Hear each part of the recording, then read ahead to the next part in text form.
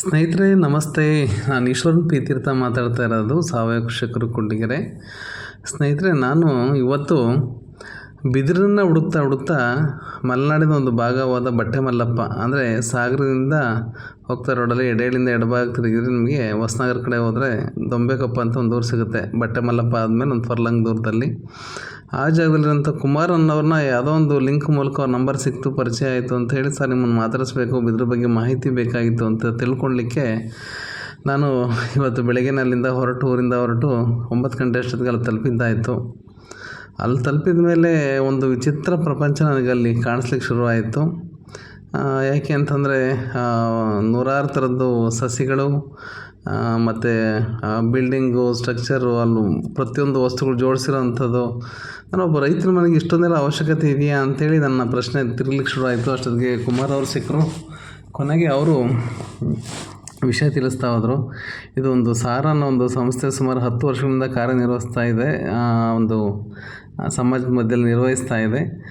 ಜೊತೆಗೆ ಬೇಸಿಗೆ ಶಿಬಿರವನ್ನು ಸಹ ನಾವು ಆಯೋಜನೆ ಮಾಡ್ತೀವಿ. ಅದಕ್ಕೋಸ್ಕರ ಮಕ್ಕಳಿಗೋಸ್ಕರ ಕ್ರಿಯೇಟಿವಿಟಿ ಬರಲಿ ಮತ್ತು ಸ್ವಂತಿಕೆಯನ್ನು ಕಲಿಯುವಂಥದ್ದಾಗಬೇಕು, ಪ್ರಕೃತಿಯನ್ನು ಇಡೀ ಮಲೆನಾಡಿನ ಒಂದು ಮನೆಯಲ್ಲಿ ಕಾಣುವಂಥದ್ದಾಗಬೇಕು ಅನ್ನೋದು ಅವರು ಕಲ್ಪನೆ ಆಗಿತ್ತು. ನಾನು ಹೌದಾ, ಏನಿದೆ ಅಂತ ನೋಡ್ತಾ ಹೋದರೆ ಅಲ್ಲಿ ನಿಮಗೆ ಎಷ್ಟು ಥರದ ಕಾಡಿನ ಬೀಜ ಮಲೆನಾಡು ಭಾಗದಲ್ಲಿ ಸಿಗ್ತಾಯಿದೆ. ನಮ್ಮ ಶಿವಮೊಗ್ಗ ಮಲೆನಾಡಿನ ಭಾಗದಲ್ಲಿ ಅಷ್ಟು ಥರ ಕಾಡಿನ ಬೀಜಗಳನ್ನು ಲೋಕಲಾಗಿ ಸಂಗ್ರಹಿಸಿ ಇಟ್ಟಿರೋವಂಥದ್ದು. ಜೊತೆಗೆ ಅದ್ರ ಪರಿಪೂರ್ಣವಾದ ಮಾಹಿತಿ, ಯಾವ್ಯಾವ ಬೀಜ ಏನಕ್ಕೆ ಉಪಯೋಗ ಬರುತ್ತೆ, ಏನು ಪ್ರತಿಯೊಂದು ನಮಗೆ ತಿಳಿಸ್ತಾ ಹೋಗ್ತಾರೆ.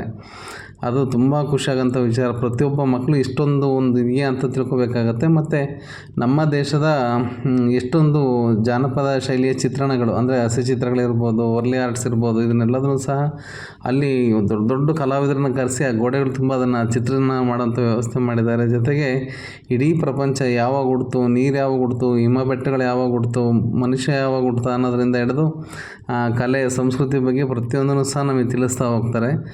ಒಂದೊಂದು ವಿಷಯಗಳು ಅದ್ಭುತವಾಗಿರೋಂಥದ್ದು. ಒಂದು PhD ಅಲ್ಲ, 10 PhD ಮಾಡೋಂಥ ವಿಷಯನ ಒಂದೇ ಒಂದು ಜಾಗದಲ್ಲಿ ತುಂಬಿಸ್ಕೊಂಡಿರೋಂಥ ಒಂದು ಜಾಗ. ಅಂಥ ಜಾಗದಲ್ಲಿ ಬೇಸಿಗೆ ಶಿಬಿರವನ್ನು ಮಾಡಲಿಕ್ಕೆ ಹೊರಟಿದ್ದಾರೆ. ಬಹುಶಃ ಅವ್ರನ್ನ ಪ್ರಪಂಚ ಹುಚ್ಚರು ಅಂತಲೇ ಕರೆಯುತ್ತೇನೋ ಗೊತ್ತಿಲ್ಲ. ಯಾಕೆ ಅಂತಂದರೆ ಅದು ಅದಕ್ಕೊಂದು ದೊಡ್ಡ ಹುಚ್ಚುತನವೇ ಬೇಕು ಇಷ್ಟೆಲ್ಲ ಪರಿಚಯ ಮಾಡಿಕೊಡ್ಬೇಕಾದ್ರೆ. ಇದನ್ನು ಸ್ಥಾಪಕರು ಅರುಣ್ ಕುಮಾರ್ ಅಂತೇಳಿ ಹೇಳಿದರು. ಅವ್ರು ನನಗೆ ಸಿಗಲಿಲ್ಲ. ಆದರೆ ಅವ್ರ ಬ್ರದರ್ಸ್ಗಳಾದ ಶಿವಕುಮಾರು ಮತ್ತು ಕುಮಾರ್ ಅನ್ನೋರು ಸಿಕ್ಕರು. ಇನ್ನೊಬ್ಬರು ಧನುಷ್ ಕುಮಾರ್ ಅಂತ ಒಬ್ಬರು ಇದ್ದಾರಂತೆ. ಅವರು 4 ಜನ ಹುಚ್ಚರು ಸೇರಿ ನಿರ್ಮಾಣ ಮಾಡಿರೋಂಥ ಒಂದು ದೊಡ್ಡ ಸಂಸ್ಥೆ ಇದು.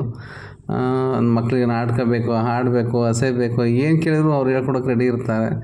ಅಷ್ಟೇ ತುಂಬ ಚೆನ್ನಾಗಿದೆ. ಆ ಬೇಸಿಗೆ ಶಿಬಿರದ ನೀವು ಲಿಂಕ್ಸ್ಗಳು ತೆಗೆದು ನೋಡ್ತಾ ಇದ್ದರೆ ಅಷ್ಟೇ ಚೆನ್ನಾಗಿರೋಂಥವು ನಿಮಗೆ ಅದು ಸಿಗ್ತಾ ಹೋಗುತ್ತೆ. ಮಕ್ಕಳು 8 ದಿವಸದಲ್ಲಿ ಏನು ಕಲಿತಾರೆ ಅನ್ನೋದನ್ನು ನಾನು ಬಿದ್ರ ಬಗ್ಗೆ ಬಿಟ್ಟು ಇದ್ರ ಬಗ್ಗೆ ನಾನು ಮಾಹಿತಿ ಕಲೆಕ್ಟ್ ಮಾಡ್ಲಿಕ್ಕೆ ಶುರು ಮಾಡಿದೆ.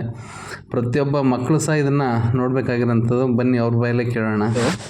ಇಲ್ಲಿ ಬೇಸಿಗೆ ಶಿಬಿರಕ್ಕೆ ಬಂದರೆ ಮಕ್ಕಳಿಗೆ ಎಷ್ಟು ಗಿಡಗಳ ಪರಿಚಯ ಆಗುತ್ತೆ? ಸುಮಾರು 265ಕ್ಕೂ ಜಾಸ್ತಿ ಗಿಡಗಳು ಪರಿಚಯ ಆಗುತ್ತೆ ಮಕ್ಕಳುಗಳಿಗೆ. ಆ ಗಿಡಗಳ ಹೆಸರುಗಳನ್ನ ಅವರು ಕೂಡ ಗುರುತಿಸಬಹುದು. ಗಿಡಗಳು ಯಾವ ತರ ಇದಾವೆ ಅಂತ ನೋಡ್ಬೋದು. ಕೆಲವೊಂದು ಗಿಡಗಳು ಯಾವ್ಯಾವ ತರದಕ್ಕೆ ಯೂಸ್ ಆಗತ್ತೆ. ಈಗ ಫಾರ್ ಎಕ್ಸಾಂಪಲ್ ನಮ್ದು ಗುಳಿ ಮಾವು, ಈಗ ದನ ಕರುಗಳು ಸಗಣಿಯನ್ನ ಹಾಕಿ ತುಂಬಾ ಉಚ್ಕೊಂತವೆ. ಅದಕ್ಕೆ ಯಾವ ತರ ಬೇಸಿಕ್ ಅಂದ್ರೆ ಚಕ್ಕೆಯನ್ನು ಉಪಯೋಗಿಸಿ ನೀರಲ್ಲಿ ನೆನೆಸಿ ಅದನ್ನ ಕುಡಿಸೋದ್ರಿಂದ ಉಚ್ಚತಕ್ಕಂತ ಈ ತರ ವಿಷಯಗಳು ಮಕ್ಕಳಿಗೆ ತಿಳಿಯುತ್ತೆ. ಇನ್ನ ಕಾನ್ಸರ್ಕ ಅಂತ ಒಂದು ಗಿಡ ಬರ್ತದೆ. ಆಕ್ಚುಲಿ ಅದು ಪಾಯ್ಸನ್ ವೆರೈಟಿ. ಅದು ಪಾಯ್ಸನ್ ಅದು ಯಾವ ತರ ಇದಾದ್ರೆ ಪಾಯ್ಸನ್ ಆಗತ್ತೆ. ಅದಕ್ಕೆ ಸಿಹಿ ಮಿಕ್ಸ್ ಆದ್ರೆ ಮಾತ್ರ ಪಾಯ್ಸನ್ ಆಗತ್ತೆ. ಅದರಿಂದ ಮತ್ತೆ ಮನುಷ್ಯರಿಗೆ ಅದು ಯಾವ ತರ ಉಪಯೋಗ ಇದೆ ಅದನ್ನ ಮತ್ತೆ ನಾವು ಯಾವ ತರ ನೀವು ನೇರವಾಗಿ ಉಪಯೋಗಿಸಿ ಅಂತ ನಾವು ಯಾವುದೇ ಕಾರಣಕ್ಕೆ ಹೇಳಲ್ಲ. ಅದ್ರ ಉಪಯೋಗಿಸ್ಲಿಕ್ಕೆ ಒಂದು ರೇಷಿಯೋ ಪರ್ಸೆಂಟೇಜ್ ಅಂತ ಬರುತ್ತೆ. ಆ ರೇಷಿಯೋ ಪರ್ಸೆಂಟೇಜ್ ನಮಗೂ ಆಕ್ಚುಲಿ ಆಗಿ ಗೊತ್ತಿಲ್ಲ. ಬಟ್ ಇಂತಿಂತ ರೋಗಕ್ಕೆ ಅದು ಬರುತ್ತೆ ಅಂತ ನಾವು ಹೇಳ್ತೀವಿ. ಹಾಗೇನೆ ಒಂದಿಷ್ಟು ಫಾರಿನ್ ವೆರೈಟಿ ಫ್ರೂಟ್ಸ್ ಹಣ್ಣುಗಳು ನೋಡ್ಬೋದು. ಒಂದು 43 ಜಾತಿ ಬಿದಿರುಗಳನ್ನು ನೋಡ್ಬೋದು. ಸೂಪರ್. ಸಾರ ಎಷ್ಟು ವರ್ಷ ಆಯ್ತು ಶುರುವಾಗಿ? ಇದು 2014-15 ಸ್ಟಾರ್ಟ್ ಆಗಿರ್ತಕ್ಕಂಥದ್ದು. ಸ್ಟಾರ್ಟ್ ಆಗಿರೋ ವಿಳಾಸ ಬಂದು ನಾವೇನು ಸಾಗರಕ್ಕೆ ಹೋಗ್ತೀವಿ ಶಿವಮೊಗ್ಗದಿಂದ ರೋಡಲ್ಲಿ. ಶಿವಮೊಗ್ಗದಿಂದ ಸಾಗರ ಹೋಗೋ ರಸ್ತೆಯಲ್ಲಿ ಬರುತ್ತೆ. ಎಡೆಹಳ್ಳಿಯಿಂದ ಮತ್ತೆ ಲೆಫ್ಟ್ ನಾವು ತಿರುಗಿದ್ರೆ ಎಡೆಹಳ್ಳಿಯಿಂದ ಬಟ್ಟೆ ಮಲಪ್ಪದಿಂದ 1 ಫರ್ಲಾಂಗ್ ದೂರ ಬಂದು ದೊಂಬೆಕೊಪ್ಪ ಅಂತ ಒಂದು ಊರು ಸಿಗತ್ತೆ, ಹಳ್ಳಿ. ಅಲ್ಲೇ ಇರ್ತಕ್ಕಂಥದ್ದು. ಸಾರಾದ ಫೌಂಡರ್ ಬಂದು ಅರುಣ್ ಕುಮಾರ್ HG ಅಂತೇಳಿ. ಓಕೆ, ನಾನು ಮುಂದಿನ ವಿಷಯಗಳನ್ನ ಮತ್ತೆ ಕಂಟಿನ್ಯೂ ಮಾಡ್ಕೊತೀನಿ. ಅದರಲ್ಲಿ ಖುಷಿ ಆಯಿತು. Thank you. ಪಿರಮಿಡ್ ಶೇಪಲ್ಲಿ ಮಾಡಿದ್ದೀರಲ್ಲ? ಓಕೆ.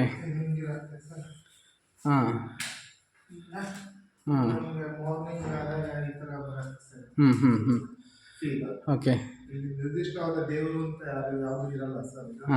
ಸದ್ಯಕ್ಕೆ ಒಬ್ರು ಬರ್ತಾರೆ, ಅವರು ಓಕೆ ಓಕೆ ಓಕೆ ಹಾಂ ಹಾಂ ಗಣಪತಿ ಹಾಂ ಸಾಯಿಬಾಬಾ ಬಂದಿದ್ದಾರೆ. ಅದೇ ಅವ್ರವ್ರು ಇದು ಮಾಡ್ಕೊಂಡಿದ್ದಾರೆ. ಹಾಂ, ಒಟ್ಟು ಇಲ್ಲಿ ಧ್ಯಾನ ಮಾಡಿಕೊಂಡು ಇದಕ್ಕೆ ಉಪಯೋಗಿಸಿರೋಂಥದ್ದು ಸಗಣಿ.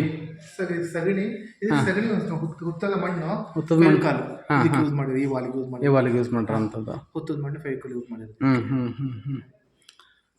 ಓಕೆ.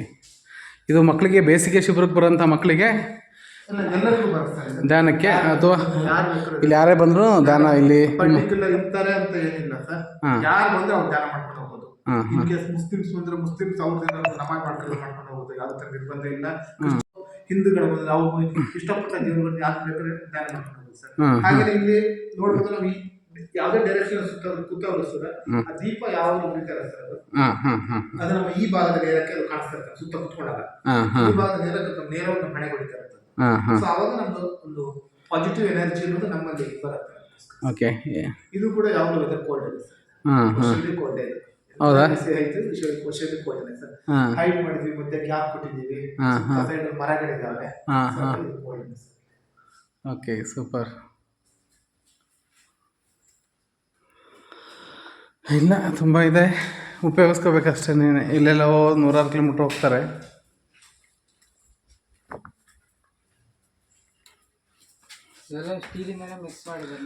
ಇಲ್ಲೇ ನಮ್ದು ಹೋಲ್ ಬಿಲ್ಡಿಂಗ್, ನಮ್ ಸಾರಾಗ್ ಬಿಲ್ಡಿಂಗ್ ಹೋಲ್ ಬಿಲ್ಡಿಂಗ್ ಇಲ್ಲಿದೆ.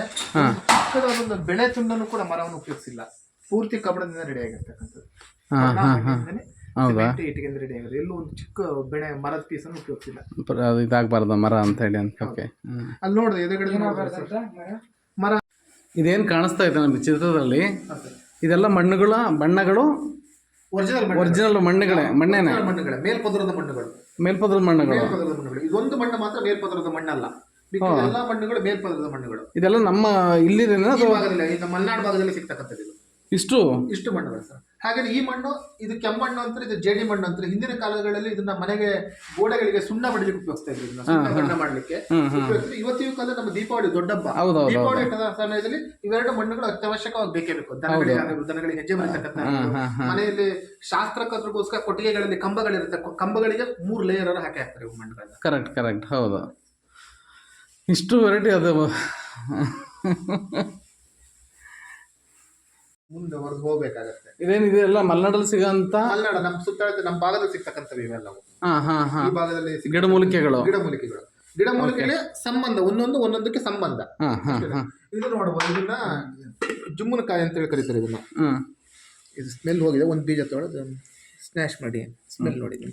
ನಾವು ಆಹಾರಕ್ಕೂ ಕೂಡ ಉಪಯೋಗಿಸ್ಬೋದು ಇದನ್ನ. ಅಂದ್ರೆ ಇದಕ್ಕೆ ಅಂದ್ರೆ ಇದನ್ನ ಬಳಸಿ ಉಪ್ಪಿನಕಾಯಿಗಳು ಅದಕ್ಕೆ ಉಪ್ಪಿನಕಾಯಿಗಳಿಗೆ ಹಾಕ್ಲಿಕ್ಕಿಲ್ಲ, ಜುಮ್ಮನಕಾಯಿ ಅಂತ ಹೇಳಿ ಅಂತ. ಇರ್ಲಿ ರೆಡಿ ಇಲ್ಲ. ಹಾಗೆ ಉಪ್ಪಿನಕಾಯಿಗಳು ಬರುತ್ತೆ. ಇದು ಗೊಣಪೆ, ಗಣಪನ ಬಳ್ಳಿ ಅಂತಾರಲ್ಲ, ಬಳ್ಳಿ ಅಂತಾರೆ. ಇದನ್ನ ನಾವು ನೀಟಾಗಿ ಹಾಸಿಗೆ ತರ ಮಾಡಿ ಡೈಲಿ ಮಲಗ್ತಾ ಬಂದ್ರೆ ಬ್ಯಾಕ್ ಪೈನ್ ಕಡಿಮೆ ಆಗುತ್ತೆ ಅಂತ ಹೇಳ್ತಾರೆ. ಅಂದ್ರೆ ಅಷ್ಟು ಸಂಗ್ರಹ ಬೇಕು ನಮಗೆ ಈಗ. ಸಂಗ್ರಹ ಅಂದ್ರೆ ಅದಕ್ಕೆ ಬೆಲೆ ಇದೆ. ಅದ್ರದ್ದು ಒಂದು ಸೈಂಟಿಫಿಕ್ ಉಪಯೋಗ ಗೊತ್ತಿದೆ. ಅದನ್ನ ನಾವು ಬೆಳೆದು ಅದನ್ನ ನಾವು ಮತ್ತೆ ಆ ಬೀಜಗಳ ಕಲೆಕ್ಟ್ ಮಾಡ್ಕೊಳ್ಳಿಕ್ಕೆ ನಮ್ಮ ಮೈಗಳ್ತನ. ಇದು ಗುಡ್ಡೆಗೇರು. ಇದ್ರದ್ದು ಹಿಂದೆ ಚೆನ್ನಾಗಿ ನೀರಲ್ಲಿ ಕುದಿಸಿ ಅದ್ರ ಒಂದು ಬ್ಲಾಕ್ ಕಾಲು ಒಡೆ ಬರುತ್ತಲ್ಲ, ಕಾಲು ಒಡೆಗೆ ಹಾಕ್ತಾರೆ. ಪ್ಲಸ್ ಮಡಿಕೆಗಳನ್ನೆಲ್ಲ ಯಾವುದೇ ಹುಳ ಹೊಡಿಬಾರ್ದು. ಹತ್ರ ಬ್ರೇಕಪ್ ಅದ್ರ ಒಳಭಾಗದ ಬಗ್ಗೆ ಈಗ ನೀರಿನ ಅಂಶಗಳು, ಈಗ ಉಕ್ಕಡ ಅದ್ರ ಮೇಲ್ಭಾಗ ಬರ್ತದೆ.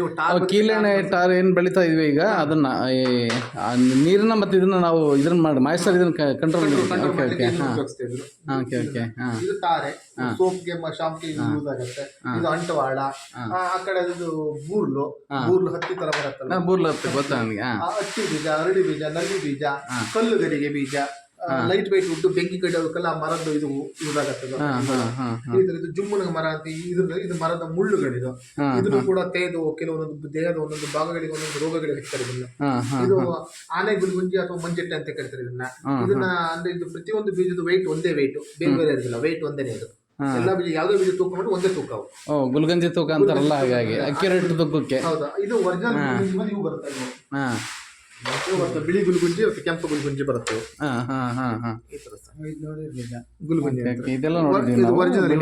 ಮಣಿ ಸರಗಳು ಸಿಗತ್ತೆ ಪೇಟೆಗಳಲ್ಲಿ. ಮಣಿ ಸರ ಆನ್ಲೈನ್ ಕೂಡ ಸಿಗ್ತವೆ ಇವಾಗ. ಈ ತರ ಗೂಳಿ, ಬಿಲ್ವಾರ, ಆಲ, ಪೇರ್ಲ, ರುದ್ರಾಕ್ಷಿ, ಆಮೇಲೆ ರಾಮಪತ್ರೆ ಹಾಂ ರಾಮಪತ್ರೆ ಜಾಯ್ಪತ್ರೆ ಬರುತ್ತೆ ಹೌದು, ಹೌದು. ಇದರಲ್ಲಿ ಮೆಡಿಸಿನ್ ಹೋಗುತ್ತೆ ಇದು ಯಾವ್ದೊಂದು ಭೂತಗಳಿಗೆ ಮುಖಾಂತರ ನಾವು ಮಕ್ಕಳಿಗೆ ನೋಡ್ಲಿಕ್ಕೆ ಒಂದು ವ್ಯವಸ್ಥೆ ಮಾಡ್ತೀವಿ. ಹಾಂ ಹಾಂ ಹಾಂ ಇದು ನ್ಯಾಚುರಲ್ ಸ್ಟ್ರಕ್ಚರ್ಸ್ ಇದು ಕಲ್ಲೇ ಬಿದ್ದು ಗಟ್ಟಿಯಾಗಿ ನ್ಯಾಚುರಲ್ ಸ್ಟ್ರಕ್ಚರ್ಸ್ ಅದು ಯಾರು ಕೆತ್ತನೆ ಮಾಡಿರ್ತಕ್ಕಂಥದ್ದು ಫಾಸಿಲ್ಸ್ ಕ್ರಿಯೇಟ್ ಆಗುತ್ತೆ ಅದ್ರ ಬಗ್ಗೆ ಎಲ್ಲ ಮಾಹಿತಿ ಇದೆ. ಫಾಸಿಲ್ಸ್ ಇದ್ರ ಬಗ್ಗೆ ಎಲ್ಲ ಕಲ್ಲುಗಳು ಯಾವ್ಯಾವ ಕಲ್ಲುಗಳು ಗೋರಿ ಕಲ್ಲು ಅಂತೀವಿ ನಾವು ಆಕ್ಚುಲಿ. ಇದೆಲ್ಲ ಸಿಗುರು ಕಲ್ಲುಗಳು. ಇದು ನೋಡಿ ಇದೊಂದು ಡಿಫ್ರೆಂಟ್ ಕಲ್ಲು ಸರ್ ಇದು. ಹೌದು ಹೌದು. ಅದಕ್ಕೆ ಇದಕ್ಕೆ ಕ್ರಿಸ್ಟಲ್ ಇರುತ್ತೆ ಅದರೊಳಗಡೆ, ಕ್ರಿಸ್ಟಲ್ ಫಾರ್ಮೇಶನ್ ಟೈಪ್ ಅದೆಲ್ಲ. ಹೌದು ಸರ್ ಇದೆಲ್ಲ ಹವಳ ಇದಾಗಂಥದ್ದು. ಹೌದು ನೀರಲ್ಲಿ ಇರುತ್ತಲ್ಲ ನೀರಲ್ಲಿ ನೀರಲ್ಲಿ ಮುರಾಕಲ್ ಅಂತೇಳಿ ಬಾಗಿಲಲ್ಲಿ ಕರೀತಾರೆ ಮುರಾಕಲ್ಲು. ಮುರಾಕಲ್ ಅಂತ ಕರೀತಾರೆ ಹ್ಮ್ ಮುರಾಕಲ್ ಅಂತ. ಹಾಗೆ ಸರ್ ಈ ಕಡೆ ಹಾಗೆ ಸರ್ ಇದೊಂದು ಜೀವ ಜಲ ಪ್ರಪಂಚ ನೀರಿನ ಬಗ್ಗೆ ಬರುತ್ತೆ ಸರ್. ಇದು ಇಲ್ಲೇನಂತ ಹೇಳಿ ಸರ್, ಇದು ನೀರು ಭೂಮಿಯಲ್ಲೇ ಟೋಟಲ್ ಇರ್ತಕ್ಕಂಥ ನೀರು ಇಷ್ಟು ಸರ್. ಅದರಲ್ಲಿ ಸಿಹಿ ನೀರು ಇಷ್ಟು ಸರ್, ನಾವು ಉಪಯೋಗಿಸ್ತಕ್ಕಂಥ ನೀರು ಇಷ್ಟು ಸರ್. ಪರ್ಸೆಂಟೇಜ್ ಈ ಕಡೆ ಬರುತ್ತೆ ಬ್ಯಾಕ್ ಅಷ್ಟೇ ಸರ್. ಇಷ್ಟೇ ನಾವೇನು ನೋಡ್ತಾ ಇದೀವಿ ಆ ಭೂಮಿನಲ್ಲಿ ಒಟ್ಟು ನೀರಿನ ಪ್ರಮಾಣ ದೊಡ್ಡನಿ ದೊಡ್ಡನೇ. ಅದರಲ್ಲಿ ಸಿಹಿ ನೀರು ಇಷ್ಟು, ನಾವು ಉಪಯೋಗಿಸ್ತಕ್ಕಂಥ ನೀರು ಇಷ್ಟು.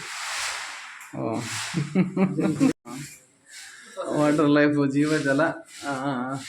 ಓಕೆ, ಅದು ಚೆನ್ನಾಗಿ ಕಾಣ್ಲಿಕ್ಕೆ ಸಮುದ್ರ. ದೇವರು ಹೇಗೆ ಸೃಷ್ಟಿ ಮಾಡ್ತಾ ಹೋಗಿದ್ದಾನೆ ಅಂತ.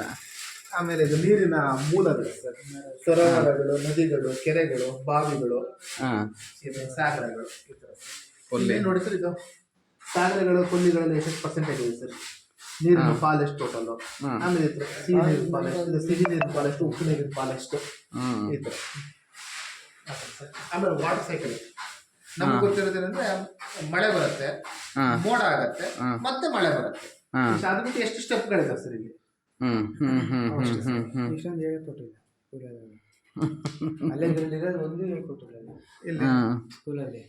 ಬೇಸಿಕ್ ಸ್ಟೆಪ್ಗಳನ್ನ ಅಷ್ಟೇ ಕೊಡ್ತಾರೆ. ಅದು ನೆಕ್ಸ್ಟ್ ಮುಂದೆ ನಾವು ಸೈಂಟ್ ಮೆಸ್ಟಿಗೆ ಇಂಟ್ರೆಸ್ಟ್ ಇರ್ಬೇಕು, ಅದು ಹೇಳ್ಕೊಡ್ತಾರೆ. ಬಂದ್ವಿ ಸರ್. ಇದು ನಮ್ಮ ಬೋರ್ ಹೊಡಿಸ್ತೀವಲ್ಲ ಸರ್, ಇಮ್ಯಾಜಿನೇಷನ್ ಕ್ರಾಪ್ಸ್ ಅದು ಈ ತರ ಇರ್ಬೋದು. ಹಾಗೆ ನಾವು ಇನ್ನೊಂದು ಸೂಕ್ಷ್ಮ ಗಮನಿಸ್ತೇವೆ ಸರ್, ಇದ್ರೊಳಗಡೆ ನೀರು ಎಲ್ಲಿಂದ ಹೋಗುತ್ತೆ, ಕಲ್ಲು ಪದರದೊಳಗಡೆ ನೀರು ಎಲ್ಲಿಂದ ಹೋಗುತ್ತೆ, ಮೇನ ಹೋಗ್ತಕ್ಕಂಥ ಮರದ ಬೇರೆ ಸರ್ ಇಲ್ಲದಲ್ಲಿ. ಮರ ಆಮೇಲೆ ಹಸಿರಿದ್ರು ಮಾತ್ರ ಅಲ್ಲಿಂದ ನೀರು ಹೋಗ್ತಕ್ಕಂಥ. ಮತ್ತೆ ಒಳಗಡೆ ಎಲ್ಲೂ ಕೂಡ ಯಾವುದೇ ತರದ ಗುಹೆಗಳಿಲ್ಲ, ಹರಿತಕ್ಕಂಥ ಸರೋವರಗಳಿಲ್ಲ, ನದಿಗಳಿಲ್ಲ. ಸೂಕ್ಷ್ಮ ಬೇರೆಗಳೇ ಸಂಪರ್ಕ ಮಾಡಿರುತ್ತೆ ನಮಗೆ. ಅದಕ್ಕೆ ನೈಜ ಸಾಕ್ಷಿ ಜೋಗ ಜಲಪಾತ ಸರ್. ಇದು ಈಗ 1000 ಅಡಿ ತನಕ ಆಳಾಗಿದೆ ಸರ್, 980 1000 ಅಡಿ ತನಕ. ಎಲ್ಲೋ ಒಂದು ಗುಹೆ ಇರ್ಲೇಬೇಕಿತ್ತಲ್ಲ ಸರ್. ಇಲ್ಲಿ 300 ಅಡಿ ನೀರು ಸಿಗೋದಾದ್ರೆ 300 ಅಡಿ ಫೀಟಿಗೆ ಎಲ್ಲರೂ ಒಂದು ಗುಹೆ ಇರ್ಲೇಬೇಕಿತ್ತಲ್ಲ ಸರ್. ನೀರು ಒಳಗಡೆ ಪಾಸ್ ಆಗಿ ಬೋರ್ ಪಾಸ್ ಆಗ್ಲಿಕ್ಕಿಲ್ಲ ಸರ್. ಆತರ ಸರ್ ನಾವು ಬೋರ್ ಹೊಡೆದಾಗ ಇಲ್ಲ ನೀರು ಇರುತ್ತೆ. ಇಷ್ಟು ರೆಡಿ ಆಗ್ತದೆ.